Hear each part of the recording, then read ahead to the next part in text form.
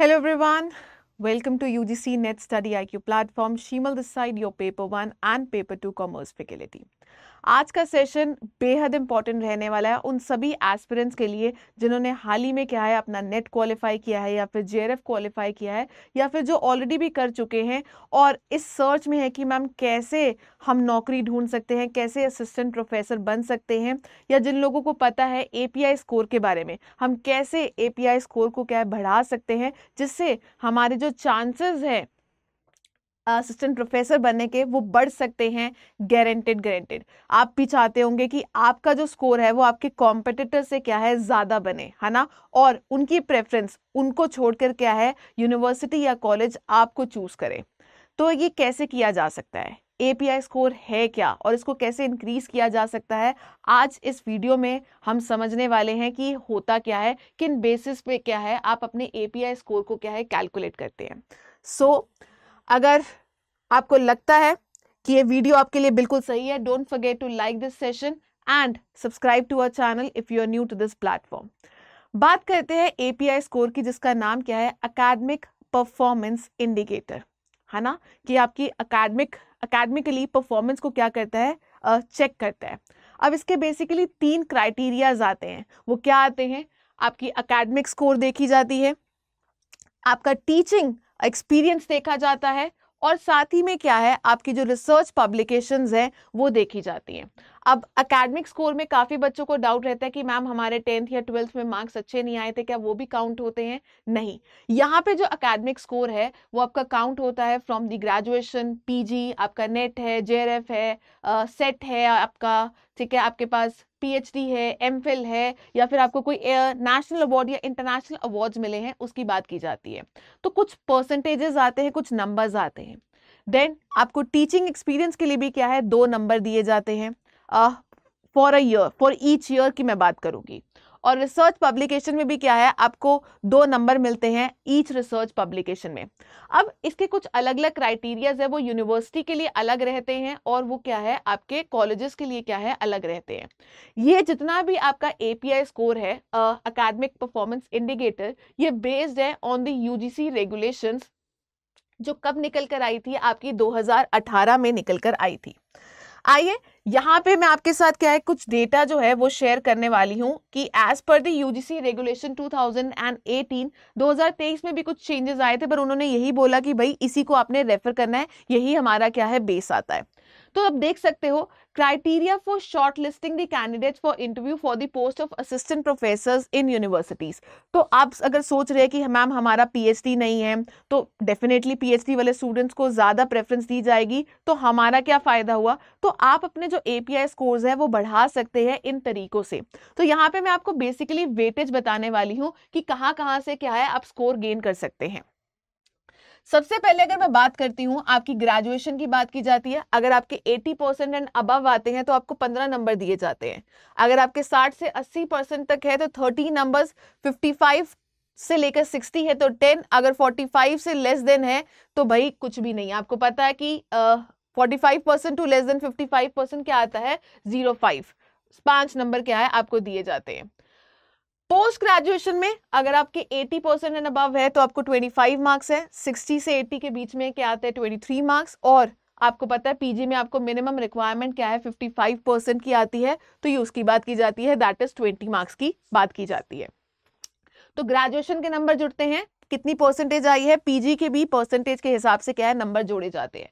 उसके बाद एमफिल फिलहाल तो बंद हो चुकी है, पर जिनके पास पहले थी तो अगर 60% एंड अबव है तो उनके 7 नंबर है, 55% से लेकर 60% तक है तो उनके लिए क्या है आधे नंबर है, दैट इज 5 नंबर की बात की जाती है, आधे भी नहीं 7 और 5 की बात की जाती है। अगर आपकी पीएचडी हुई है तो वहां पे क्या है आपको 30 मार्क्स मिलते हैं। तो अगर आप बोलते हैं कि मैम हमारे पास एमफिल भी है, पीएचडी भी है, तो क्या हमें 37 मिलेंगे? नहीं, वहां पे मैक्सिमम क्या है आपको 30 मार्क्स ही मिलने वाले हैं। ये भी क्या है मैं आपको जल्दी बताऊंगी। अगर आपका नेट के साथ साथ जेआरएफ भी है तो आपके 7 मार्क्स ऐड हो जाएंगे।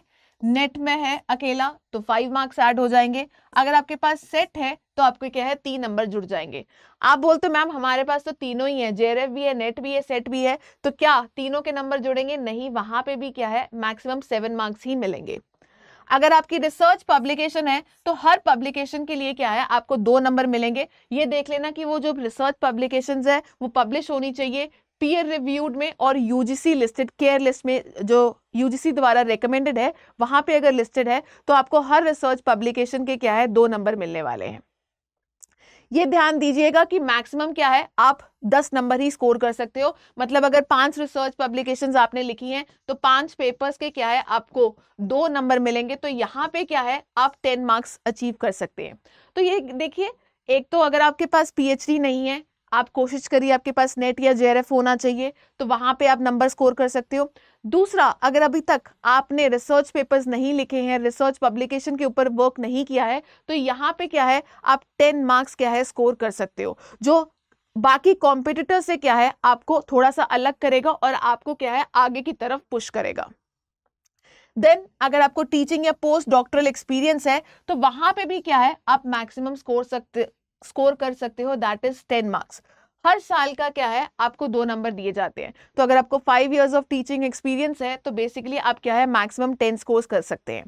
तो देख सकते हैं कि जैसे कि पीएचडी वालों को वो अपने 3 या 5 साल लगाते होंगे, उनको वहां पे वेटेज मिल रही है। और अगर आप पीएचडी नहीं कर रहे हो, किसी कॉलेज में पढ़ा रहे हो, प्राइवेट कॉलेजेस में पढ़ा रहे हो या वैसी कहीं आपको एक्सपीरियंस है, तो आप टीचिंग एक्सपीरियंस शो कर सकते हो कॉलेज में, जहां पे आपको 5 साल का एक्सपीरियंस 10 नंबर दे सकता है। अगेन जो आपको क्या है थोड़ा सा अलग करेगा अपने कॉम्पिटिटर से, जहां पे आपके नंबर्स जुड़ सकते हैं।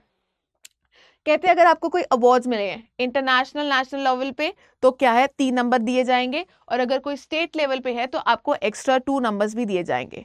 पर ये देख लेना अगर आपके पास दोनों है तो 5 नहीं मिलेंगे, मैक्सिमम 3 नंबर ही मिलने वाले हैं। तो यहाँ पे ये चीज मैं नहीं बोल रही हूँ, ये यूजीसी की गाइडलाइंस बोलती हैं कि एमफिल और पीएचडी को मिला के आपको मैक्सिमम ही क्या है 30 मार्क्स मिलने वाले हैं। अगर आपके पास जेआरएफ नेट सेट है तो मैक्सिमम 7 मार्क्स ही मिलेंगे, और अवार्ड कैटेगरी है तो मैक्सिमम 3 मार्क्स ही मिलने वाले हैं। तो एकेडमिक स्कोर का बेसिकली आपको 80% वेटेज दी जाती है, रिसर्च पब्लिकेशन की 10 है और टीचिंग एक्सपीरियंस की क्या है 10 आती है, which makes a total of 100। ये जो क्राइटेरिया है वो अप्लाई होता है आपके यूनिवर्सिटीज में। Fine, academic, research and teaching. अब बात करते हैं कॉलेज लेवल पे। तो अगर आप कॉलेज लेवल पे आते हैं तो वहां पे कुछ क्राइटेरिया चेंज हो जाते हैं।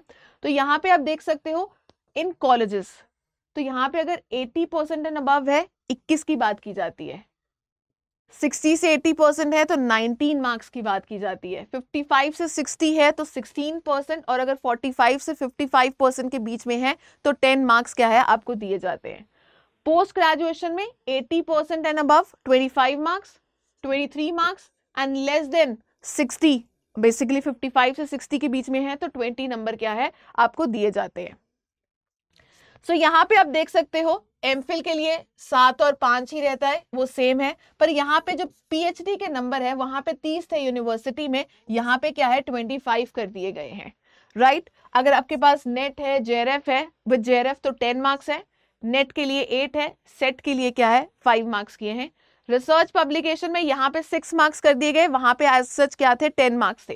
तो अगर आप 3 पेपर्स भी हैं आपके पास और आपके 2 नंबर मिल रहे हैं तो आप 6 नंबर्स क्या है यहाँ पे गेन कर सकते हैं। सिमिलरली अगर आपके पास टीचिंग एक्सपीरियंस है तो आपको हर साल का क्या है 2 नंबर दिया जाएगा। तो यहाँ पे भी ये मार्क्स सेम है, 10 मार्क्स ही रखे गए हैं मैक्सिमम। और वही अगर मैं अवार्ड्स की बात करती हूँ तो अवार्ड्स में भी क्या है, अगर इंटरनेशनल अवार्ड आता है तो वही 3 की बात की जाती है मैक्सिमम मार्क्स, और वही अगर कोई स्टेट लेवल का अवार्ड है तो वहां पे क्या है आपको 2 मार्क्स क्या है दिए जाते हैं। पर वही बात आती है मैक्सिमम क्या है आपको 3 ही मिलने वाले हैं। तो देख सकते हो एमफिल और पीएचडी को मिला के आपके जो मैक्सिमम मार्क्स है वो 25 रहते हैं। जेआरएफ नेट सेट के मार्क्स को मिला के आपको मैक्सिमम 10 मार्क्स मिलते हैं, और अवार्ड्स को मिला के मैक्सिमम क्या है 3 मार्क्स। तो अब देख सकते हैं एकेडमिक में यहाँ पे क्या है 84 मार्क्स है, वेयर एज अगर आप यूनिवर्सिटी में अप्लाई करते हो वो क्या था 80, 10 और 10 का वेटेज था, दैट इज 100। वहां पे क्या है आपकी रिसर्च को क्या है ज्यादा प्रेफरेंस दी गई है, वेयर एज यूनिवर्सिटीज में क्योंकि स्टूडेंट्स आते हैं, पढ़ाने वाला ज्यादा होता है, वहां पे क्या है एकेडमिक को क्या है ज्यादा वेटेज दी गई है। तो वहां पे स्कोर क्या है 84 मार्क्स है, रिसर्च में 6 है, और टीचिंग को क्या है इक्वल इंपॉर्टेंस दी गई है, दैट इज 10। सो यहाँ पे बोला गया जो स्लेट और सेट की स्कोर है वो वैलिड होगी किसके लिए? अगर वो स्टेट यूनिवर्सिटीज, कॉलेजेस और इंस्टीट्यूशंस में अप्लाई करते हैं, ठीक है। अदरवाइज नेशनल लेवल पे आपका जो एलिजिबिलिटी क्राइटेरिया है वो क्या आता है? नेट एग्जाम ही आता है। तो सपोज करिए अगर आपके पास पीएचडी नहीं भी है तो आप किन किन तरीकों से क्या है अपने जो एपीआई स्कोर है वो बढ़ा सकते हैं, और इससे क्या होगा? गारंटीड है जो आपको असिस्टेंट प्रोफेसर की जॉब है वो आसानी से मिल सकेगी, ठीक है ना। तो कई बार क्या है, कितने लोगों ने अप्लाई किया है, क्या मिनिमम एपीआई स्कोर होना चाहिए, तो अगर आपके पास पीएचडी नहीं है तो वहां पे क्या है, बहुत अलग अलग तरीकों से क्या है आप क्या है इनको बढ़ा सकते हैं। तो आई होप सो आपको ये क्लैरिटी मिली होगी कि एपीआई स्कोर है क्या और क्या क्या चीजें इसमें इंक्लूड होती हैं। तो अगर आप अभी नेट की तैयारी कर रहे हो, साथ साथ आई वुड रिकमेंड यू कि आप अपने रिसर्च प्रपोजल, रिसर्च पेपर्स के ऊपर भी फोकस करें कि जैसे ही आपका नेट क्वालिफाई होता है साथ ही में आपके पास कुछ रिसर्च पेपर्स हो, और साथ ही में अगर कोई इंटरव्यूज निकल कर आती है, यूनिवर्सिटीज में डायरेक्ट इंटरव्यूज की बात की जाती है, तो वहां पे क्या है इस तरीके से क्या है आपकी जो एपीआई है वो निकाली जाती है। तो आपको बिफोर हैंड पता होगा कि भाई मेरा ये एपीआई स्कोर बनता है और मैं यहाँ पे क्या है अगर अप्लाई करता हूं या करती हूं तो बाकियों के कंपैरेटिवली क्या है मुझे प्रेफरेंस मिल सकती है। तो अगर आप प्रोएक्टिवली चलेंगे तो आपके लिए बेहद इंपॉर्टेंट रहेगा। पर अगर आपको अभी भी ऐसा लगता है कि मैम हमें डाउट्स है, रिसर्च पेपर्स कैसे लिखने चाहिए, किस तरह से ये पब्लिश होते हैं, अगर आपको इससे रिलेटेड और भी जानकारी चाहिए तो आप मुझे कमेंट सेक्शन में बता सकते हैं, ताकि हम आपके साथ क्या है ऐसी कुछ और यूजफुल इंफॉर्मेशन लेकर आए, वीडियोस लेकर आए, जिससे क्या है आपको रिसर्च पेपर लिखने में क्या है हेल्प हो। तो ये जो रिसर्च पब्लिकेशंस है ये पेपर्स भी हो सकती हैं, किसी एडिटेड बुक की भी बात की जा सकती है, किसी बुक में चैप्टर लिखने की भी बात की जा सकती है। आप खुद लिखना चाहते हो तो उसके 2 नंबर हैं, अगर आप किसी के साथ जॉइंटली लिखते हो तो वो को ऑथर्स की बात करती है, तो प्रोपोर्शनेटली क्या है वहां पे नंबर्स रिड्यूस हो जाते हैं। तो ये डिफरेंट डिफरेंट क्राइटेरिया है, और इसका जो पीडीएफ है मैं आपको क्या है डायरेक्टली अपने जो टेलीग्राम चैनल है उसमें आपको शेयर कर दूंगी। फाइन, सो वहां पे आपको शेयर कर दिया जाएगा टेलीग्राम चैनल में। टेलीग्राम चैनल ज्वाइन करने का जो तरीका है वो क्या है, सिंपली सर्च फॉर शीमल भागी। तो मेरी क्लासेस से रिलेटेड जितनी भी अपडेट्स हैं आपको मेरे टेलीग्राम ग्रुप में मिलेंगी। फाइन, मैं आपको पढ़ाती हूँ पेपर 1 और साथ में पढ़ाती हूँ paper 2 commerce. I come daily live at 6:30 PM। 6:30 PM पे मैं आती हूँ। हमारा मंडे, वेडनेसडे, फ्राइडे होता है पेपर 1, और ट्यूसडे, थर्सडे और सैटरडे होता है पेपर 2 कॉमर्स के लिए। और अगर आप एनरोल करना चाहते हैं in various courses for paper 1 तो यहाँ पे आपको कोर्स मिलेगा 3199 का 12 मंथ्स की वैलिडिटी के साथ, but only after applying this code that is SBJRF। और अगर आप पेपर 1 या पेपर 2 का हमारा कॉम्प्रिहेंसिव कोर्स लेना चाहते हो और अगर आप प्रिपेयर कर रहे हो दिसंबर 2024 के लिए, तो अगेन आपको ये जो प्राइस है बहुत ही कम में मिल रहा है, दैट इज 6000 में। आई वुड से नॉर्मल जो प्राइस रहते हैं वो 7999 के रहते हैं, पर यहाँ पे हमारे पास चल रहा है एक्सक्लूसिव ऑफर जहाँ पे आपको ये जो कोर्स है मिल सकता है 5999 में, but only after applying this code that is SBJRF। तो ये मैजिकल डिस्काउंट कोड है, इसको अप्लाई करते ही क्या है आपको मैक्सिमम डिस्काउंट्स मिलेंगे। तो यहाँ पे मैं आपको दिखा भी सकती हूँ, अगर आप स्टडी IQ की वेबसाइट पे जाते हैं, स्टोर में जाते हैं, तो यहाँ पे आपको क्लिक करना है UGC नेट में। तो UGC नेट में आपको बेसिकली पेपर 1 और पेपर 2 का जो कोर्स है वो मिल जाएगा, जहां पे मैं आपको क्या है पूरे पेपर 2 की सभी 10 यूनिट्स करवाने वाली हूं, और साथ ही मैं आपको पेपर 1 भी करवाऊंगी। तो जैसे ही आप इसको क्लिक करते हैं, नॉर्मली 15,000 का ऑफर है, आपको फ्लैट 50% भी मिल रहा है, और साथ ही में आपको वैलिडिटी मिल रही है 12 मंथ्स की, राइट। सो 12 मंथ्स की वैलिडिटी मिल रही है। यहाँ पे आपने क्या है सिर्फ प्रोमो कोड अप्लाई करना है। इन किसी भी कोड को अप्लाई करते ही क्या है आपको मैक्सिमम कोड्स या डिस्काउंट्स नहीं मिलेगा, सिर्फ SBJRF को एंटर करते हैं तो यहाँ पे क्या है आपको मैक्सिमम डिस्काउंट मिलने वाला है। तो मैंने अभी कोड अप्लाई नहीं किया है, आइए यहाँ पे SBJRF लिखा जाता है, SBJRF को आप अप्लाई करेंगे तो आपको क्या है ये जो पैकेज है पेपर 1 का कंप्लीट 10 यूनिट्स, पेपर 2 की कंप्लीट 10 यूनिट्स आपको क्या है 5999 में पड़ जाएंगी। तो यहाँ पे एक जर्नली अपडेट है, जो लोग भी तैयारी कर रहे हैं और अपने API स्कोर को बढ़ाना चाहते हैं, तो मैं बोलूंगी एडवांस में चलेंगे तो बहुत बेहतर होगा, प्रोएक्टिवली काम करें। अभी से अगर आपको पता है कि आपका सपना असिस्टेंट प्रोफेसर का बनने का है तो अभी से अपने जो रिसर्च पेपर्स है वो लिखने स्टार्ट कर दीजिए। अगर ऐसी ही कोई और इन्फॉर्मेशन डाउट्स है related to the API scores या हम कैसे इसको बढ़ाएं, क्या क्या और कर सकते हैं, रिसर्च पेपर कैसे लिखना है, तो मुझे कमेंट सेक्शन में जरूर लिखकर बताइएगा। आज के लिए सिर्फ इतना ही है। Thank you for watching this video, right, thank you for watching this video. अगर ये सेशन अच्छा लगा, don't forget to like this session and subscribe to our channel if you are new to this platform, and also don't forget to join our telegram group जहां पे आपको मेरी classes से related सभी अपडेट्स मिलने वाली है। चलिए, till then, bye bye, see ya, take care and have a nice day.